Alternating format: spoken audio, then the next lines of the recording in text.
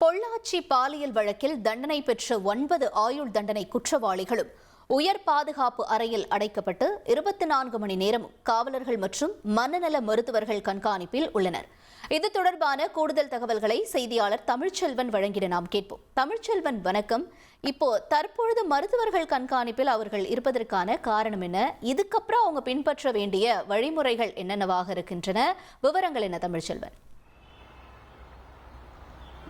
பொள்ளாச்சி பாலியல் வழக்கில் 9 பேருக்கும் சாகும் வரை ஆயுள் தண்டனை விதித்து கோவை மகிழா நீதிமன்றம் அதிரடி தீர்ப்பு வழங்கியுள்ளது.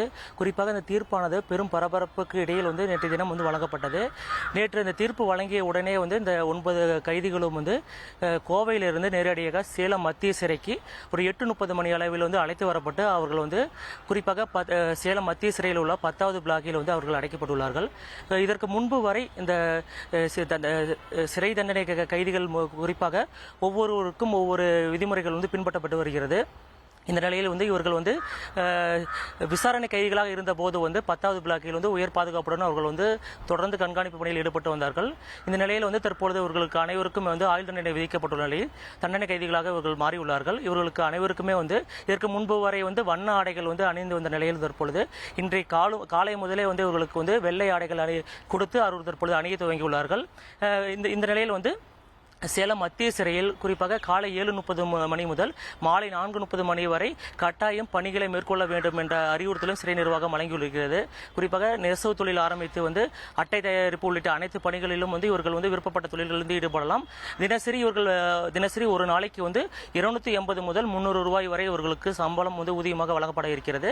இதில் 20% இவர்கள் உறவினர்களுக்கு அனுப்புவதற்கும் சிறை நிர்வாகம் தரப்பாக தகவல் தெரிவித்துள்ளார்கள்.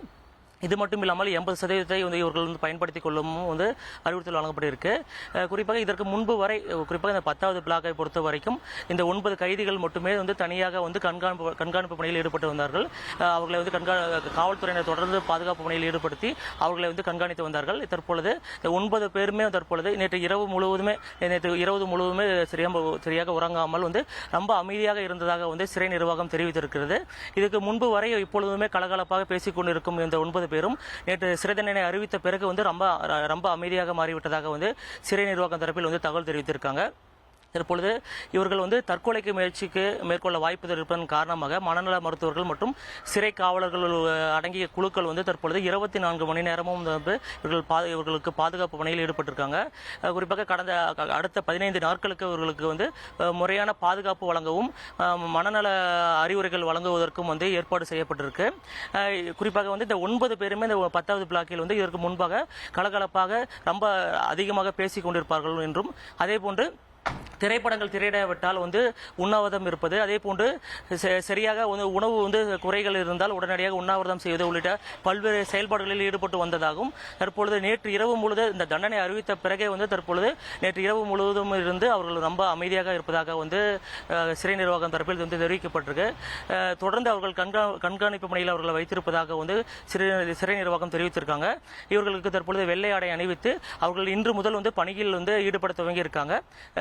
சிறை நிர்வாகம் தரப்பில் கூறப்பட்டது இனி வரும் காலங்களில் முறையாக கண்காணித்து இவர்களுக்கு கூடுதல் பாதுகாப்பு போடப்பட்டு பாதுகாப்பு நிலையில் ஈடுபடுவோம் என்றும் தெரிவித்திருக்காங்க. தகவல்களுக்கு நன்றி தமிழ்ச்செல்வன். செய்திகளை உடனுக்குடன் தெரிந்து கொள்ள உடனே சப்ஸ்கிரைப் பண்ணுங்க.